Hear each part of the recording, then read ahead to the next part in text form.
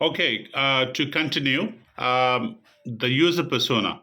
User persona is a fictional character that's, for example, a lot of these companies or airlines nowadays, they use it as a character according to the demographics of where the company is operating. For example, a company I've seen recently with a Malaysian based airline that's been using a number of different local, targeting the local or Southeast Asian demographics as well. So local virtual assistant in further developing into a more artificial intelligence based characters that actually reflect the user persona as well, and that actually helps them maintain that psychological connection with the user base or customers. Next concept we have is a cone of uncertainty. It's a model that shows how uncertainty diminishes during over time during the project. So when you start the project at the very top, see, starting from the bottom, take it as an inverted triangle. When you start the project, the uncertainty is high, and as you move along the projects and deliver different parts of the project or sprints in Agile, your uncertainty, is the evolution of the amount of uncertainty. It illustrates the uncertainty is high at the start of the project, and for moving along, it diminishes. So you're more clear about things as well. Next concept we have is the cumulative flow diagram. It is a diagram to slow the project progress of the work items through various stages of the development, and also helping identify the bottlenecks and understand the workflow. It's more graphical.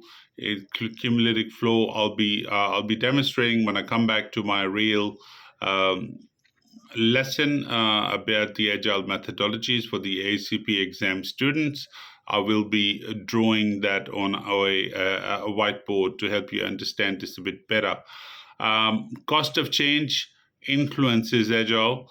The cost of change, every single change you make within a project, that actually has a cost associated to it. So it increases the project and also progresses as the progresses are made or changes are made later in the life cycle of the project. So Agile basically as a mindset aims to accommodate changes. So it's very adaptable, unlike waterfall or predictive. So basically, it accommodates for change. It's got a leverage for change, and then the cost of making a change is lower. You can actually offset some of these costs by emphasizing early and continuous delivery of valuable product or software. Sprint goal is another concept, is basically a cohesive objective that guides the team work during the sprint, achievable through the product backlog items. So sprint goal, with every single sprint planning meeting outlines the sprint goals, the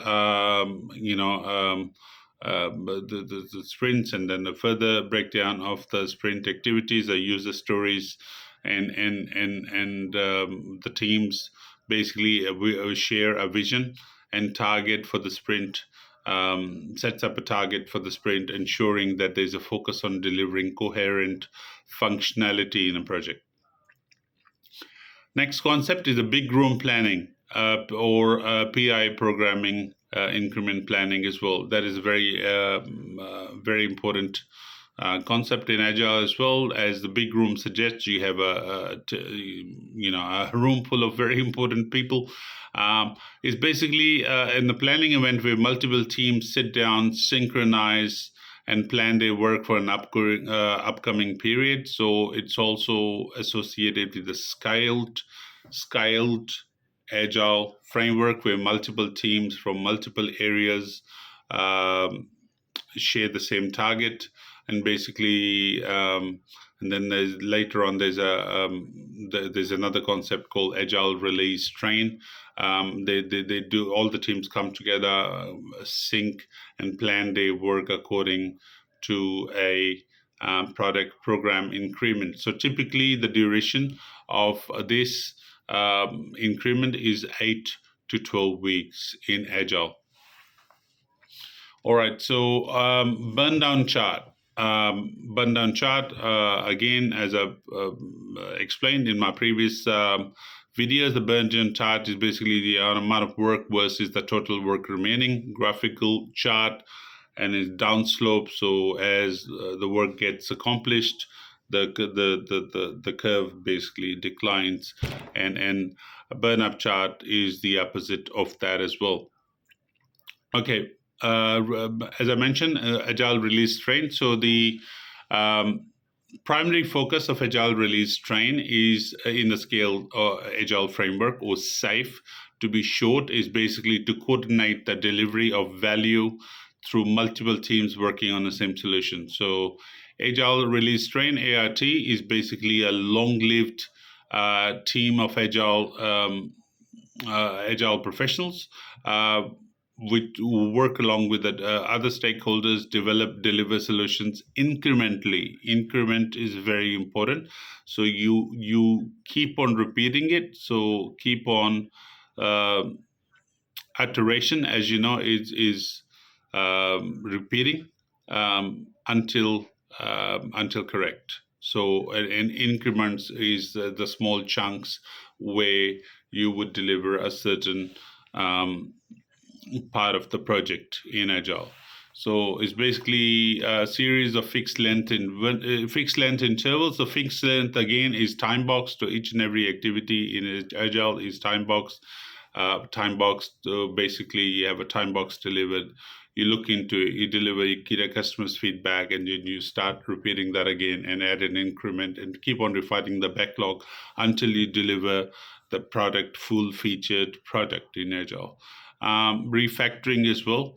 That's also a very important term that associates with the product backlog. And so it's basically in IT's concept, it's restructuring the existing code without changing its external behavior to improve a non-functional attribute. So you don't change the core of the product. You keep on adding activities on top or user stories on top until the code's functional. It's basically aimed at improving the non-functional. So non-functional attributes, like each and every code of a product or a software code program has non-functional attributes of the software, enhancing code reliability, reducing complexity, and facilitating um, earlier maintenance before it's too late. So that's one. Work in progress limit is another concept. Sorry, I'm working at the same time. So it's basically WIP limit is a limit with a number of items uh,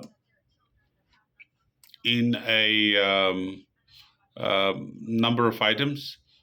Basically, they are to be including in a sprint, work in progress, and you do limit that to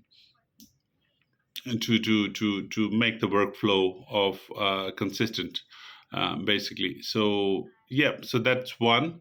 And secondly, we have a story point, as I previously explained. It is basically the purpose of a story point is a chunk of work that gets delivered, and the estimation of the effort required to complete.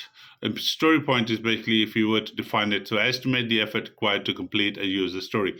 Time boxing, as I previously said, is setting up a time limit for the task to ensure progress. So fixing a set amount of time for an activity or a task which has the team before the team moves onto the next part of the sprint on the agenda. So basically, team's main focus is on progress and efficiently preventing a task from dragging on indefinitely. So complete and deliver, and then move on to the next one. So that's how it works in a sprint. So product roadmap is another concept, and that is a high-level visual summary that maps out. Product roadmap basically maps out the vision, direction of the product over time. So when as we progress along the inverted cone, as I previously explained, so there's a high level of uncertainty at the start of the project, and as you move along, the product takes shape.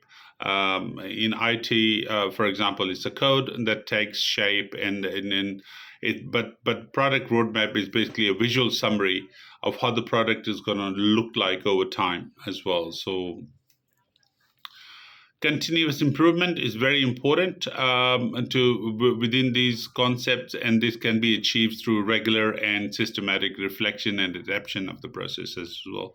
The processes are well defined. Ceremonies like retrospectives with the goal of identifying and improving efficiency, effectiveness, and quality in future iterations. I'm going really fast, so if you do have any questions, feel free to drop a line in a comment box, and I'll be answering to your comments as fast as I possibly can.